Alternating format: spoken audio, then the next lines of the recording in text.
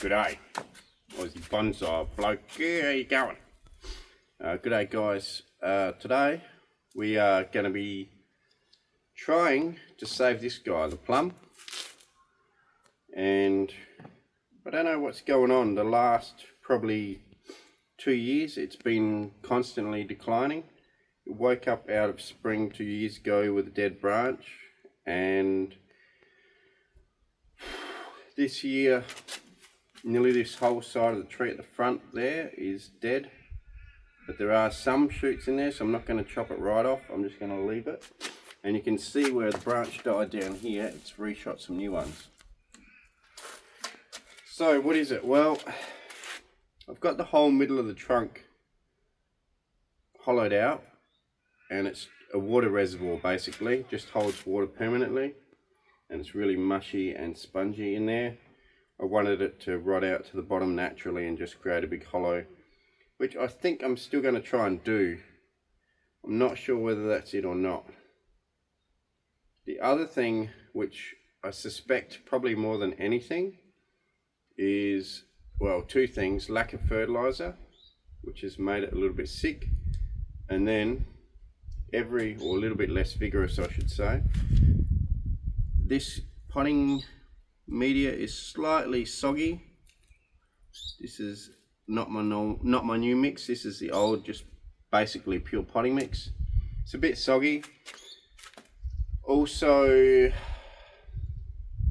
every year I get cherry slug on this tree so bad, and the pear cherry slug just defoliates the tree 3 times during the year. So every year it defoliates 2 to 3 times, and every time it tries to regrow, the new leaves get attacked again, and it's very hard to control because the cherry slug gets underneath in between the leaf, where it's protected from things like white oil and pyrethrum and even your eco neem oil and that. So I'm thinking I might have to get something imidacloprid based, which is systemic, or maybe even go something like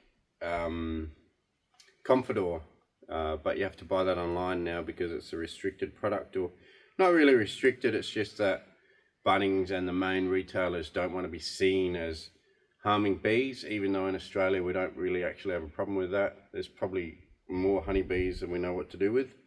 I constantly get stung every year, so there is plenty of honeybees around in Australia.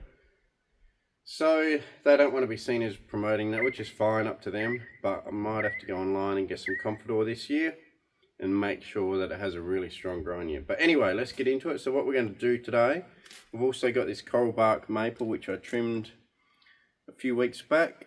Didn't make a video of it. And what I'm going to do is I'm going to get this coral bark out of the training pot, put it into this plum's pot. This is a red leaf plum, by the way. And then I'm going to put the plum back into the training pot and try and get some good growth out of it. So when we get it out of this pot, it will probably give us a bit of an idea.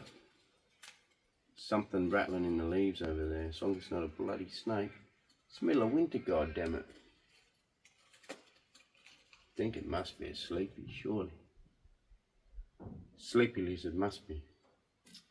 So let's have a look what that bloody thing is. Let's have a look. Quick. I can hear something. Oh yeah, look. Hello, little guy. The sun's out, so you're having a sunbake, are you, buddy? Hey? You did scare me a little bit. You're a cutie, aren't you, hey? That's our Stumpy or Shingleback. I'll leave you be, bud. You can have a sunbake.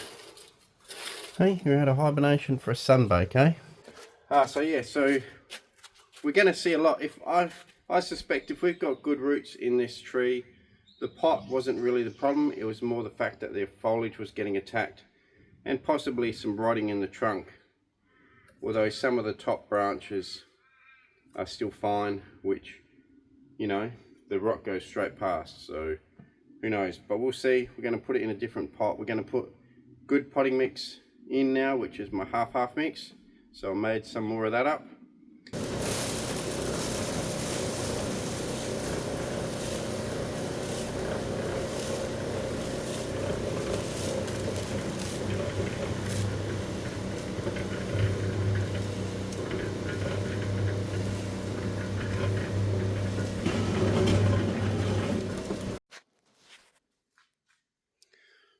Half kitty litter potting mix, better than anything you can buy at a big chain store. Beautiful. And let's get to it. I'm going to get one tree off the table because we're overloading this poor little table.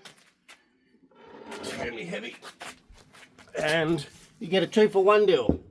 2 repots, 1 video. So another reason I wanted to get it out of this pot too is because this pot was originally bought for that maple, although the maple is a bit too small for it. And the pot's too big. I wanted something that would protect the maple on a hot day because we get a lot of 40-degree days. Well, the mix, it's got no smell to it, no real odour. And we do have a decent amount of fine roots under here. So I suspect root wise this thing's probably going okay. I'm not going to actually cut any roots off this thing.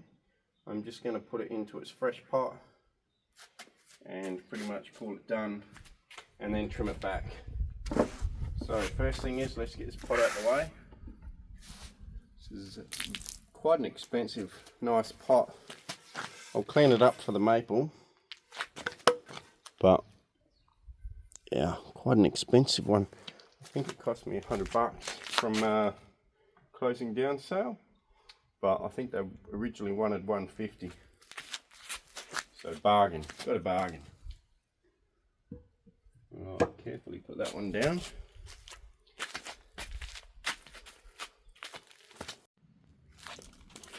Okay, so I'm just gonna, I'm not going to save any of this moss because it's got a lot of liverwort crap in there. So I'm just going to scrape the top surface stuff off. There's not a lot of roots coming up to the surface here, which is a bit of a worry. A lot of the roots are sort of down deeper, and then that's about it. So although there is a good amount of roots, it's not a huge amount of roots.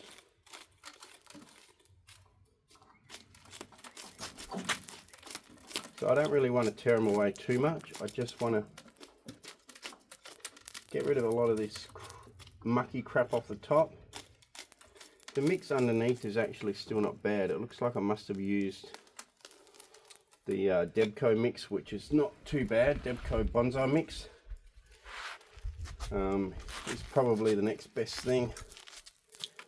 It's just, I think it's just being attacked by, constantly attacked by these slugs, and it's just like defoliating. Every time it puts out a new flush, defoliate it with those bloody pear slugs. And I think that's what's weakened it. Imagine if every time you tried to grow you got cut back without getting any energy back from the effort that you put out, which is what's happened to this poor tree. So I think that's it. I'm hoping it's not the rot. Well, I think that one might meet up anyway and drain. See that hole in there? I think by now that's completely rotted out. I didn't even carve that. It's literally just rotted out into the trunk. And right down in there is rotted out. So, you know, that's what I wanted. I wanted it to rot out. Create a nice rotted tree. But I still want some good growth on top while it does it. So this tree got started a long time ago, probably 14 years ago. I'd say started at 14 years ago, put it in the ground for 4 or 5 years. Gave it a couple of head chops, got all that girth pretty much in the ground, and now it's spent yeah, I'm going to say it's good 9 years in pots. From training pots to bonsai pots. Now back to a training pot. And I really got to give this one some love this year. A lot of fertilizer and some Confidor, and I'm really going to try to get some really good growth on this one and get some of the branching back that's died on me. And hopefully we can save this guy. Here's some moss that I will keep. It's a nice bit of moss. Look at that. Yeah, get some good growth, branch structure back, and then when we're happy with it, I'll probably attempt another bonsai pot for it again. But next time, not only will I use the Woolies kitty litter and potting mix, I'll also be giving it a constant supply of Confidor, because those cherry slugs are just annihilating it. Alright guys, so this is the coral bark maple. Let's pull her out of her pot, see what we got.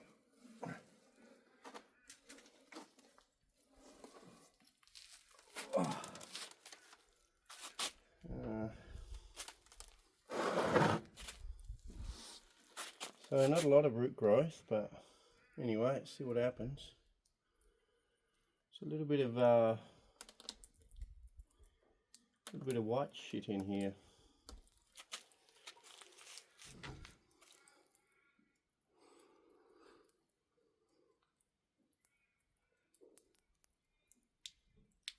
Focus, buddy. Alright, anyone know what that is? Let me know. If it's root aphid, I would love to know, because that means I'm going to have to treat with Confidor. Which means my maple that I thought was happy, maybe he's not that happy. Alright, anyway, I'm going to wash that out anyway, but I'm going to have to treat it, because there's bound to be some left behind. Bugger. If that's what it is, let me know. Let me know if that's what it is.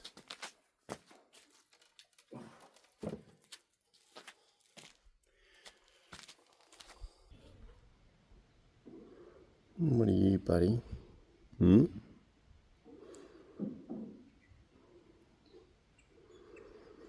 are you snacking on?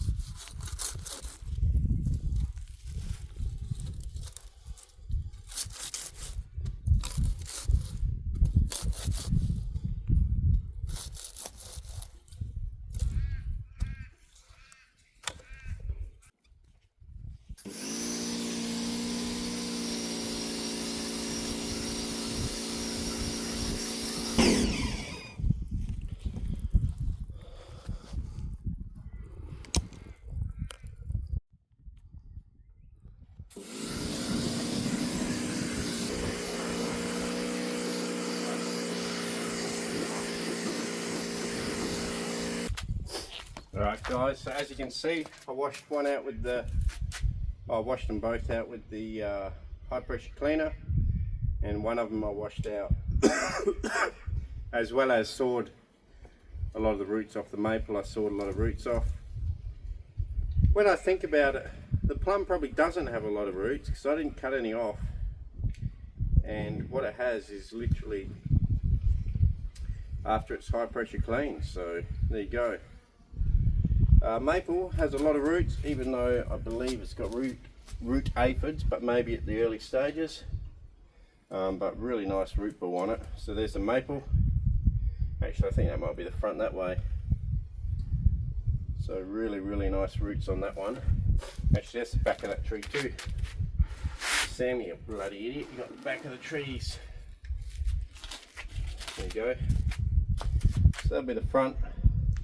The front planting angle of that one might change a bit. It was there, might become more,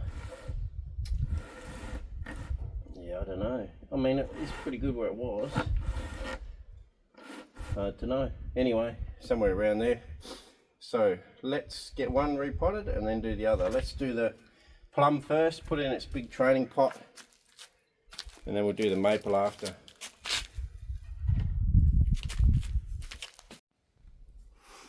Alright guys, so what we're going to do now is I'm just going to go on the bottom of this tree, and where these roots are hanging off, the really big ones, I'm just going to chop a couple of these coarse ones off like this one. Use your old snips, these are the really old ones, don't really matter. Chop a few of your fine ones off if they're hanging out too far, but don't go too crazy on them. You can see this stub here has a few roots on the end which aren't doing much, but hopefully with a small chop back now they'll start to ramify and it'll become part of the tree. You can see the top of the roots rotting away. Nice roots coming down here which will add to it later on in life, so long as she survives. I hold a pretty good hope that it will survive. I just got to give it a bit more care, you know. Last year especially I didn't give it any care.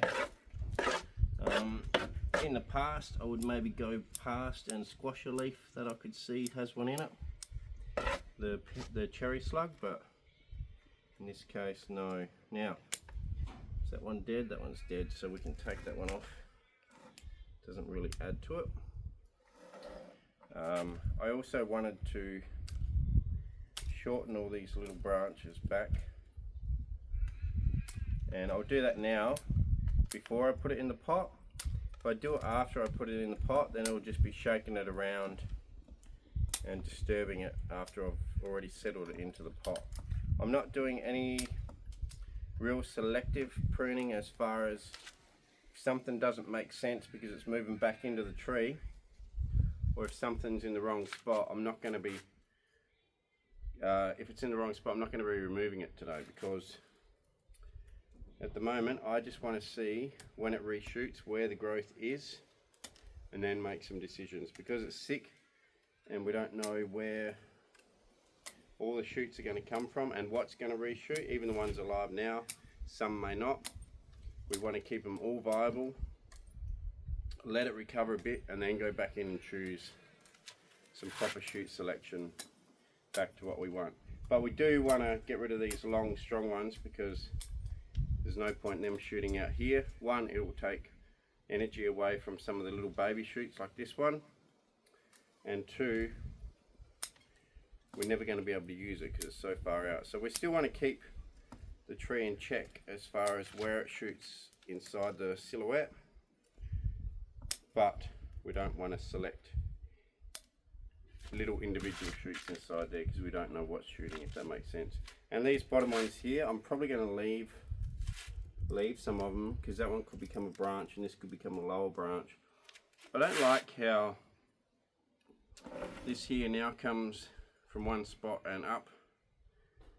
I would like to have either a lower one at the front there that used to be there, and this was the back, or if it's going to choose to do what it's doing, maybe I could turn it somewhere there. So it was probably there. I could probably turn it there and maybe have a little low branch here, which can come out and become part of the tree. We'll see. Otherwise, how it is how it is, which still looks fine, and yeah, it is what it is. Unfortunately, a couple of years of neglect and you can lose a lot of your tree really quickly. So always be on top of your tree and give it good health, otherwise you'll end up in a predicament like me. Right, so I'm happy with that. So I'm just going to now chop some gutter guard, and we're just going to chop squares.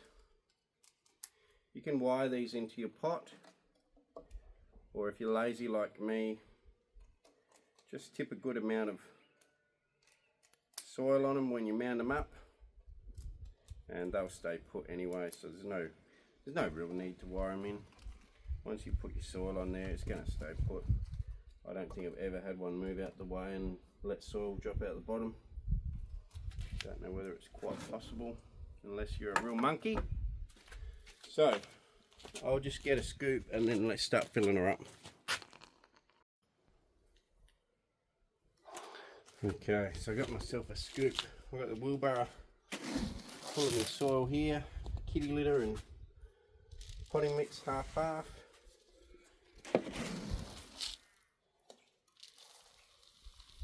Very, very cheap and efficient way of making soil.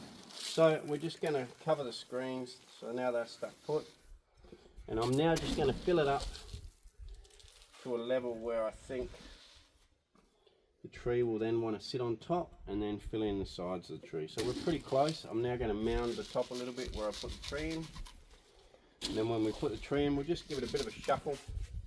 And then we'll go around the edges with a bit of mix. Right. So, yeah, so you can see this got pretty good roots underneath. I think it'll be fine. We just have to be good to it for a year, and hopefully it'll start to come back.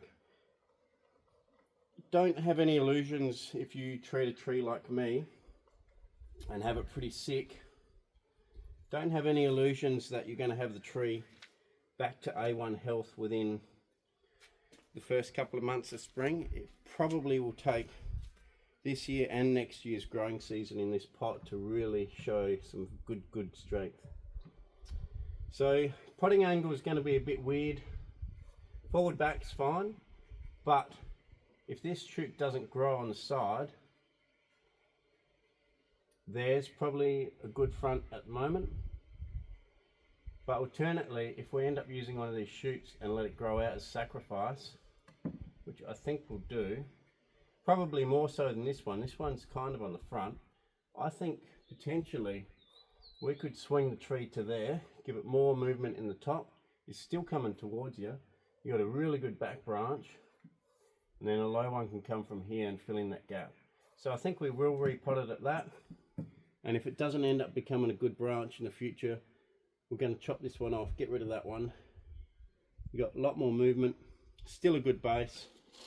I think that's a really good decision. So let's chuck her in, fill her up.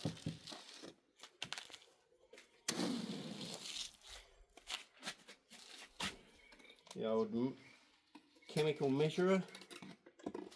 It's a great tool for, we'll just give it a little wriggle in to make sure she's in tight. She's in there pretty good. You want to make sure you cover up all of your roots in this initial stages of bonsai training and all that, because it allows your strong roots to develop without drying out, and they'll work their way deeper into the pot, and then in the future you can reveal more of the base, and then as you reveal more of the base, you'll reveal more of the roots, and you won't have the risk of doing them any damage. If you reveal them too early and there's not enough roots going deep enough to support it, that root could dry out and you could lose that really nice root that you wanted to keep. So don't be too eager to uncover your root system. Be happy to let it be buried for a while.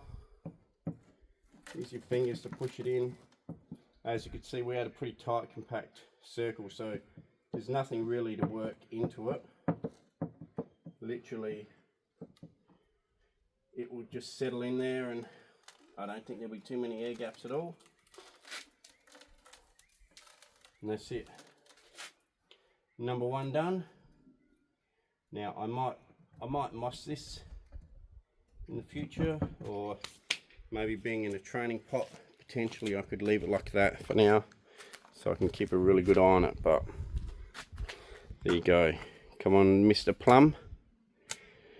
Let's recover. Right, let's get on to the maple.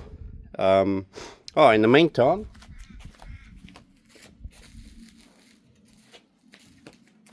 you thought I was getting a bit slack on the natives doing these exotics. Well, I've been to Bunnings, and Bunnings had the ones that I couldn't find at State Flora. Bunnings had Melaleuca styphiloides, or the prickly paperbark, I think it's called.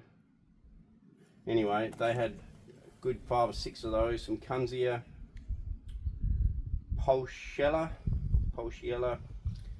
and some other Kunzia, Ericoides. So anyway, they were at Bunnings, $3.95 each, so good bargain. Some little ones that I'm going to put into some pots, pot them up from tube stock, like the last video. Pretty cool. So anyway, get this one off the table, get the maple on, and let's repot that.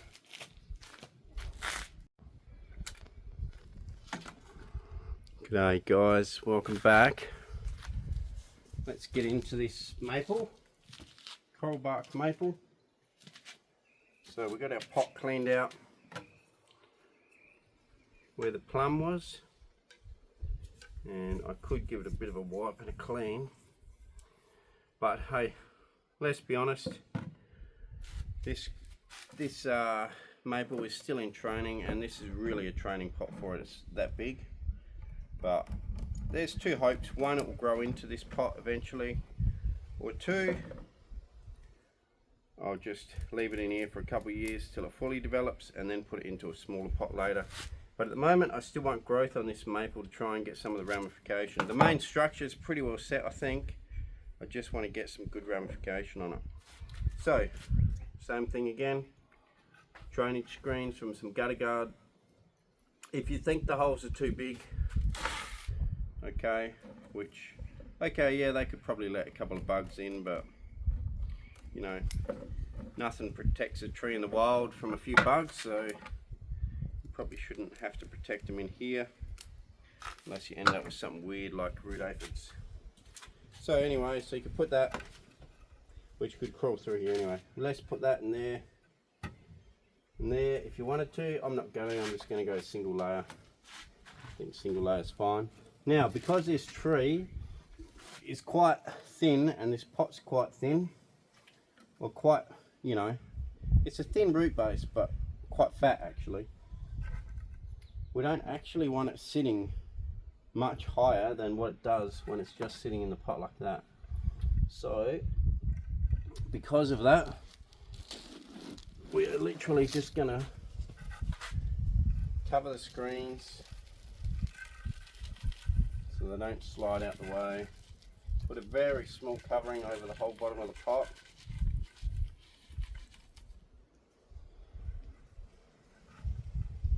Okay, and then we're going to put a little mound in the middle, maybe a little bit bigger. I know this side needed to be lifted a little bit, so I'll put an extra bit on this side. And we can now shuffle it in. So, work out where you want your front, kind of, beforehand.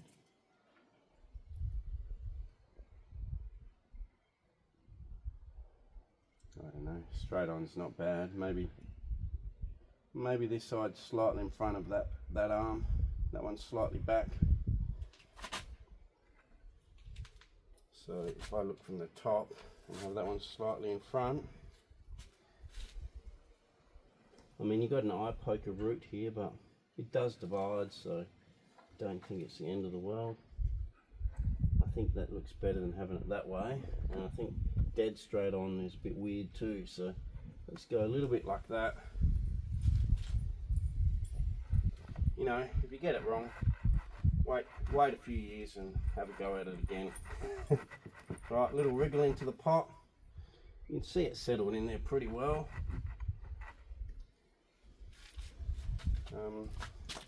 I sort of forgot a couple of these roots here that got ripped by the saw when I sawed it. I'm just going to clean them up a little bit.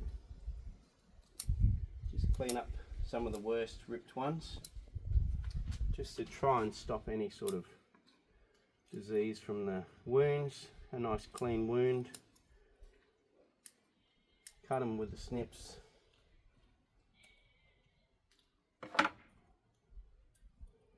And now we're going to bury it.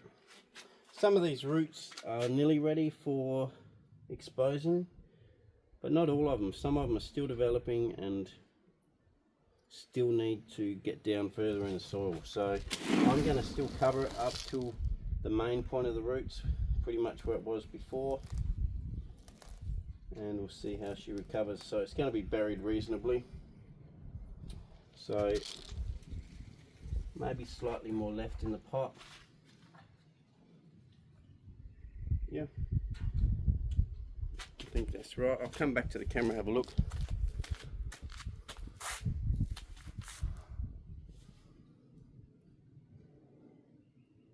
Yeah, I think so. Although the trunk leans this way slightly, your apex goes that way, this main branch goes that way.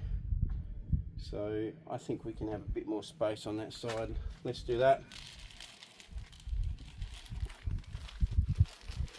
Let's fill her in. You can see a little bit of soil goes a long way. You know, it doesn't actually, once you get them into bonsai pots, the cost of soil is very minimal. If you do it with this cheap soil, extremely minimal, but once you get them into a bonsai pot, it's probably about the time that if you were going to use Akadama or one of those special mixes, you could. Before you get it into a bonsai pot, I think it's just unnecessary, but you definitely could do it at this stage if you wanted to. You could definitely get some more expensive ingredients in your mix if you wanted to. I'm not gonna. I'm happy with the mix that I'm using, so we'll keep it at that. I'm gonna pile it up a little bit. Okay, I had to put a decent layer on the bottom just for the health of it, which raised it a little bit in the pot, but that's fine. I think that slight bit of mounding is fine. Just makes it a bit harder to water when it's not dead level, but I think it'll be fine. And right on the edges you could scoop that off a bit. And then I'm probably going to moss this one, help protect some of the surface roots, let them shoot out, because there is a few that I've chopped off at the surface here. They'll need a bit of protection, a bit of moisture during the summer to shoot out. Yeah, that's about it. So now we're going to moss it. Then I'll show you both trees and we're nearly done.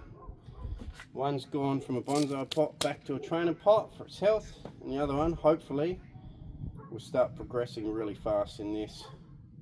Another thing about putting it into a bonsai pot too is that you generally then give it a bit more care, look after it a bit better, and that's a good incentive to put it in a pot, so you can really start caring for it. Alright guys, I'll just get some moss on it and then bring them both up.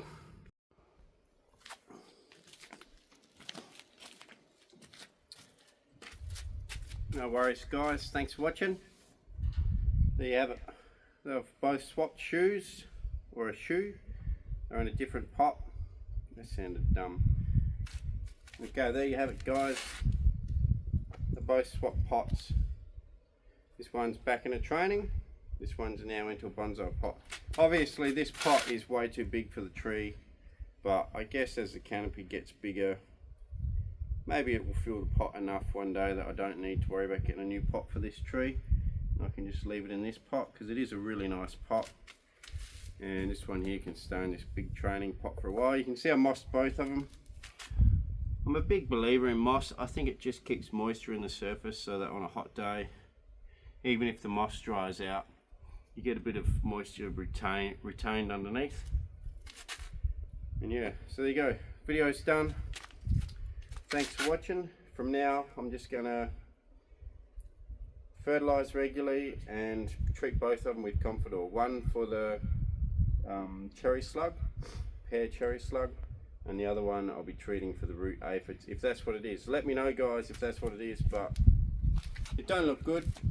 You know, you might think it's mycorrhizae or whatever that fungus stuff is, but I don't think so. Not on a maple. Don't think they're meant to have mycorrhizae, or well, they would have it, but whether or not it turns white like a pine, I'm not sure. Anyway, let me know. But I'll give you guys a close-up of the trees and the moss. Just a quick moss job on both, because at the end of the day it doesn't really matter. Not going in a show or anything. It's just to keep the moisture in, but you can see the nice big trunk on that. Beautiful big branches. So it'll be nice if that one there does get that branch on the side. This one here is really developing some beautiful structure. I think the structure on that one's pretty much done. Roots are quite beautiful all the way around. Really, really nice. Just needs some outside ramification on that tree, and I think she's a good one.